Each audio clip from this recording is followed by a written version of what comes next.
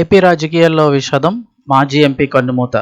అసలు ఎక్కడ ఏంటి వివరాలు తెలుసుకుందాం. వీడియో పూర్తిగా చూడండి. అలా తప్పకుండా ఒక లైక్ చేయండి. మరిన్ని అప్డేట్స్ కోసం ఛానల్ని సబ్స్క్రైబ్ చేసుకోండి. ఇంకా వివరాల్లోకి వెళ్ళిపోతే ఆంధ్రప్రదేశ్ రాష్ట్రంలో పెను విషాదం చోటు చేసుకుంది. మాజీ రాజ్యసభ సభ్యులు తడపట్ల రత్నాబాయి మృతి చెందారు.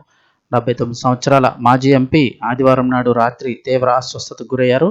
నేపథ్యంలోనే ఆవిడను పోలవరం పరిధిలోని ఉన్నటువంటి రంపచోడవరం ఏరియా ఆసుపత్రికి తరలించారు. అయితే అప్పటికే ఆమె పరిస్థితి చేయిదాటిందని, ఈ నేపథ్యంలోనే ఆమె మృతి చెందిందని చెప్తున్నారు. మేరకు ఆమె మృతి చెందినట్లు వైద్యులు కూడా నిర్ధారించడం జరిగింది. మాజీ రాజ్యసభ సభ్యులు తడపట్ల రత్నాబాయి మృతి చెందిన నేపథ్యంలో ఆమె కుటుంబంలో విషాద ఛాయలు అలుముకున్నాయి. ఆవిడ యొక్క రాజకీయ నేపథ్యం చూసినట్లయితే కనుక చాలా కాలం పాటు రాజకీయాల్లో మాజీ ఎంపీ తడపట్ల రత్నాబాయి కొనసాగారు. తన రాజకీయ ప్రస్థానం కాంగ్రెస్ పార్టీ నుంచి ప్రారంభించారు.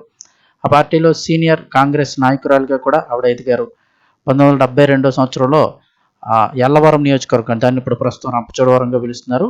యల్లవరం నియోజకవర్గంలో మొదటగా ఎమ్మెల్యేగా ఆవిడ అయితే కనుక ఎన్నికయ్యి ఆ తర్వాత ఎన్నో పదవులు చేపట్టారు. 2007 సంవత్సరంలో జీసీసీ చైర్మన్గా కూడా పనిచేసిన రికార్డు ఆవిడకు ఉంది. ఇక 2009 సంవత్సరంలో రాజ్యసభ సభ్యురాలుగా కూడా తడపట్ల రత్నాబాయి ఎన్నికయ్యారు. 2014లో గవర్నర్ కోటాలో ఎమ్మెల్సీగా రత్నాబాయి ఎన్నికయ్యారు. అయితే గత కొన్ని రోజులుగా తీవ్ర అనారోగ్యంతో బాధపడుతున్న ఆవిడ రాజకీయాలకు దూరంగా ఇంటి వద్దే ఉంటున్నారు.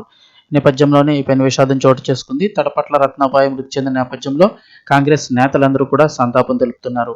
రత్నాబాయి భర్త ఇప్పటికీ పీసీసీ సభ్యులుగా కొనసాగుతున్నారు. ఆమెకు 2 కుమారులైతే ఉన్నారు.